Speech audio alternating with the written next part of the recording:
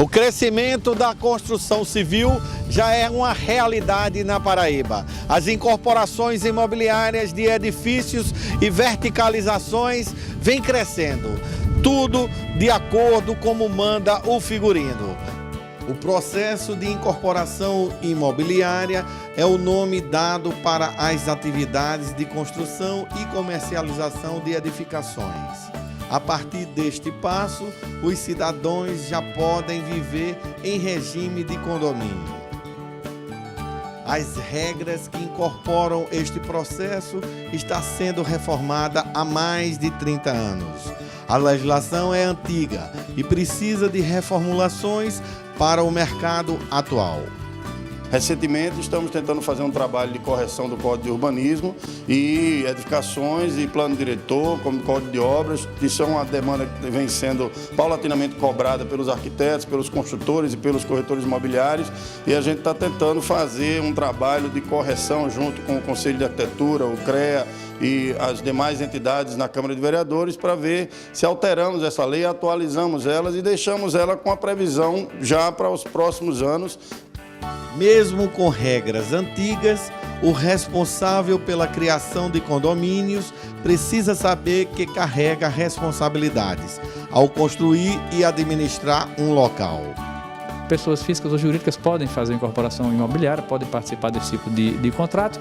Agora, como o mercado está muito aquecido, principalmente aqui na Paraíba, aqui em João Pessoa, notadamente, e a partir daí isso desperta o interesse de várias pessoas e alguns curiosos, é interessante que o adquirente, que o consumidor, procure saber sobre o bom nome, a boa fama do incorporador com quem ele está contratando, né? Verificar nos órgãos de proteção do consumidor se há registro de alguma reclamação prévia, procurar saber junto aos sindicatos representativos da categoria dos construtores e incorporadores se trata de uma pessoa física ou jurídica sindicalizada, né? Porque isso também nos dá mais segurança, e tudo isso evita problemas futuros, mas a lei não impõe maiores restrições para o desempenho dessa atividade econômica.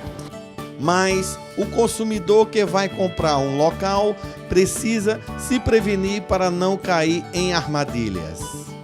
O principal é o consumidor saber que o registro de incorporação é o que lhe garante todos os seus direitos. E para que o incorporador tenha o registro de incorporação, ele submeteu à Prefeitura e ao Cartório de Registro de Imóveis todos os documentos exigidos pela lei. Então, tanto planta quanto memorial descritivo daquele empreendimento e todas as informações a ele relacionadas estão registradas no Cartório de Registro de Imóveis.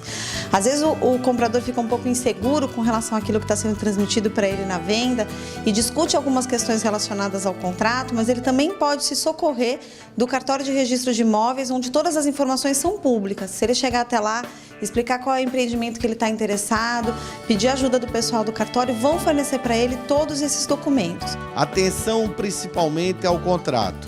É nele que está a maioria das suas garantias. O contrato de incorporação está bastante seguro, mas isso não significa dizer que o consumidor deva baixar a guarda ao assinar o contrato, absolutamente. Ele deve acompanhar a execução da obra, verificar o prazo de entrega, se o cronograma está sendo cumprido, se o construtor incorporador está arcando com os encargos sociais dos empregados da obra, porque isso aí pode ter alguma repercussão para o futuro.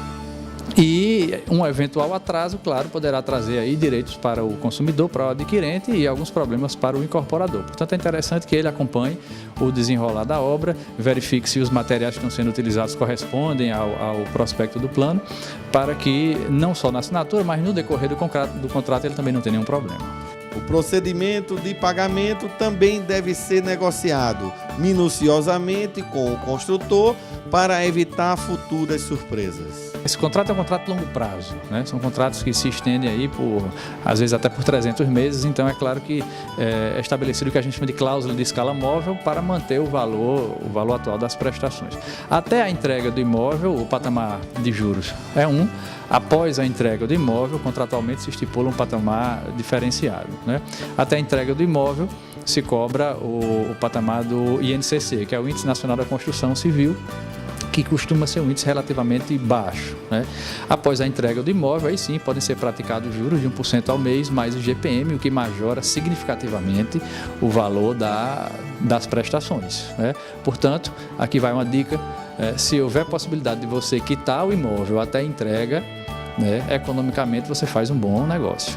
Muitas pessoas ainda ficam um pouco receosas de comprar imóveis quando o empreendimento está sendo financiado por alguma instituição bancária.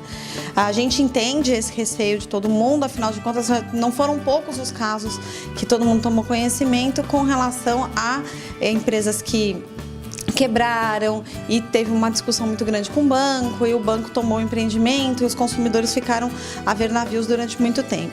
Mas hoje em dia não é essa mais a realidade que a gente encontra. O consumidor pode, inclusive em alguns empreendimentos financiados pelo banco, considerar que aquela obra, o fato daquela obra estar sendo financiada por uma instituição bancária é uma garantia a mais. Porque se aquele incorporador não tiver condições de concluir a obra, os bancos hoje têm muitos mecanismos para tomar o imóvel e a obra de forma ágil, de forma célere e concluir a obra, porque o que o banco quer é que todo mundo termine de pagar o apartamento, o banco não tem nenhum interesse de ficar com aquele terreno. Então isso também é importante o consumidor ter em mente, que às vezes o que ele entende que é um demérito daquele empreendimento, que ele entende que é um ônus daquele empreendimento, pode ser para ele no fundo mesmo uma garantia.